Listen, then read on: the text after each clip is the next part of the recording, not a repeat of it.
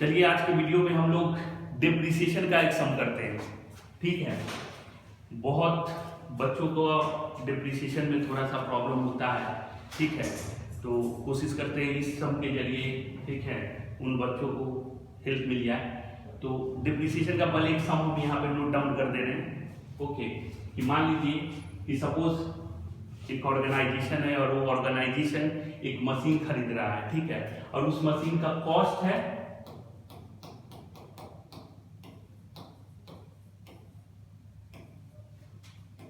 1 लाख रुपए। ठीक है, एक सिंपल सम ले रहे हैं। ओके, और वो ऑर्गेनाइजेशन स्ट्रेट लाइन मेथड से डिप्रिसिएशन चार्ज कर रहा है पर एनम, और स्ट्रेट लाइन मेथड से वो डिप्रिसिएशन जो रेट ऑफ डिप्रिसिएशन है एट द रेट ऑफ 10% पर annum. Okay, under straight line method. और सम में आपको बोला है prepare machinery account for 3 years. तो आप लोग को पता ही होगा कि अगर मशीनरी अकाउंट आपको बोला है दैट मीन्स आपको लेजर बनाने के लिए बोल रहा है। तो लेजर का फॉर्मेट आप लोग को पता है कि लेजर का फॉर्मेट क्या होता है, और मैं यहाँ पे ड्रॉ कर दे रहा हूँ। और देखिए डेट का कॉलम हो जाएगा, पर्टिकुलर्स का कॉलम, उसके बाद जेएफ का, उसके बाद अमाउंट रुपीज, फिर डेट, फिर आपका पर्टिकुलर्स, फिर आपका जनरल वॉल्यूम, और फिर आपका अमाउंट रुपीज। इस तरफ आपका डेबिट हो गया, इस तरफ आपका क्रेडिट हो गया। तो इसमें पुट कर दे रहे हैं डेट,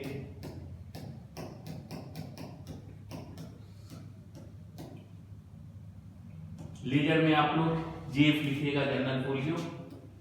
ये हो गया आपका अमाउंट रुपी, डेट,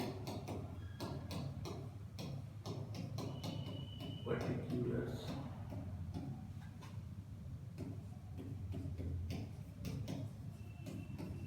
देखिए बहुत सारे स्टूडेंट्स और बच्चों का ऐसा क्वेश्चन रहता है कि सर जब डिप्रिसिएशन का हम लोग सम बना रहे हैं तो लेजर को हम लोग टी फॉर्म में बना सकते हैं। ठीक है, तो मेरा ये सजेशन रहेगा स्टूडेंट लोग के लिए कि टी फॉर्म में नहीं बना के आप लोग लेजर का फॉर्मेट बनाइए, क्योंकि एक्चुअली क्या होता है ना कि प्रेजेंटेशन अच्छा होता है, और जो भी एग्जामिनर आपकी कॉपी अगर चेक करते हैं, ठीक है, तो प्रेजेंटेशन अच्छा रहेगा, सम्स अच्छा रहेगा, तो इंप्रेशन अच्छा होगा, तो डेफिनेटली आपको मार्क्स गेन करने में बहुत ही सुविधा होगा। तो जो भी हो, और फॉर्मेट बनाने में कितना समय लगेगा, स्केल पेंसिल लीजिए, खींचिए लाइन, आराम से फॉर्मेट बनेगा, प्रेजेंटेशन अच्छा होगा। तो आते हैं इस सम पे। तो ये है लेजर का फॉर्मेट। उसके बाद आप क्या कीजिएगा, यहाँ पे लिख दीजिएगा इन द बुक्स ऑफ, जो भी ऑर्गेनाइजेशन का नाम है। इस सब में नहीं दिया है तो डॉट डॉट डॉट दे दीजिए। ठीक है, और यहाँ पे लिख दीजिए मशीनरी अकाउंट। ओके, तो अब देखो, जैसे आप मशीन खरीदे हो, एक एग्जांपल के तौर पे 1 लाख रुपीज का, और सब में दिया हुआ है कि आप मशीन खरीद रहे हो 1 जनवरी 2008 को। ठीक है, और आपको 3 साल का मशीनरी अकाउंट बनाना है, और ये भी सब में दिया हुआ है कि जो ऑर्गेनाइजेशन है वो ईयर कैलेंडर ईयर को फॉलो करता है। दैट मीन्स हर एक साल 31 दिसंबर को उनका अकाउंट क्लोज होता है। ओके, तो पहले तो आप लोग जानते हो कि मशीन अगर खरीदोगे कैश में तो जर्नल एंट्री क्या होगा, machinery account debit to cash account. अब machinery account debit to cash account हो रहा है, तो मशीन का लेजर में, मशीनरी का लेजर में हम लोग डेबिट साइड में क्या लिखेंगे, टू कैश अकाउंट। कैश का लेजर में हम लोग लिखेंगे बाय मशीनरी अकाउंट। तो कैश का लेजर तो हम लोग बना नहीं रहे हैं, मशीनरी का बना रहे हैं, तो डेफिनेटली हम लोग लिखेंगे 1 जनवरी 2008 मशीनरी का लेजर में टू कैश अकाउंट। अमाउंट है आपका 1 लाख, लिख दीजिए। ठीक है, अब 31 दिसंबर को डिप्रिसिएशन चार्ज हो रहा है। ठीक है, एट द रेट ऑफ 10% पर annum under straight line method. तो डिप्रिसिएशन होगा 1 लाख का 10% 10,000 रुपीज। ओके, तो डिप्रिसिएशन का जर्नल एंट्री क्या होगा, depreciation account debit to machinery account. तो अब जर्नल पास करके आप लेजर पोस्टिंग कीजिए। डिप्रिसिएशन जब अकाउंट बनाइएगा, ठीक है, तो उसमें आप लिखिएगा टू मशीनरी अकाउंट। ओके, तो डिप्रिसिएशन का तो अकाउंट हम लोग बना नहीं रहे हैं, मशीन का बना रहे हैं, मशीनरी का बना रहे हैं। तो डिप्रिसिएशन का अकाउंट में टू मशीनरी अकाउंट और मशीनरी में by depreciation account last date पे। ओके, तो 31 दिसंबर, क्योंकि कैलेंडर ईयर फॉलो कर रहा है ऑर्गेनाइजेशन, बाय शॉर्ट में हम लिख दे रहे हैं डिप्रिसिएशन अकाउंट, ठीक है। तो 1 लाख का 10% 10,000। ओके, आप एक साल कंप्लीट हुआ, अब एक साल का अकाउंट आप क्लोज कीजिए। लेजर का तो रूल पता है आपको, जिस तरफ अमाउंट ज्यादा दोनों तरफ वही अमाउंट लिखेंगे। 1 लाख, इधर 1 लाख है, इधर 10,000 है, तो डेफिनेटली इधर ज्यादा है, तो 1 लाख इधर लिखेंगे और 1 लाख इधर भी लिख देंगे। और जिस तरफ कम रहता है उधर कैरी डाउन लिखते हैं, तो इस तरफ कम है, जितना कम है उतना अमाउंट लिखेंगे। तो 90,000 इधर कम है, 90,000, तो लास्ट डेट पे आप लिख दीजिए by balance CD. Okay, short में हम लिखे 90,000।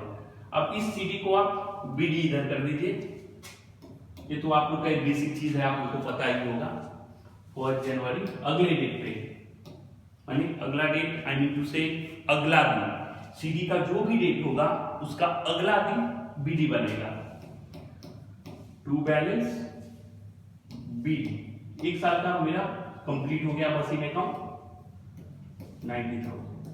अब सेकेंड ईयर में आते हैं। सेकेंड ईयर में फिर वही चीज, इधर 31 दिसंबर 2009 बाय डिप्रिसिएशन अकाउंट।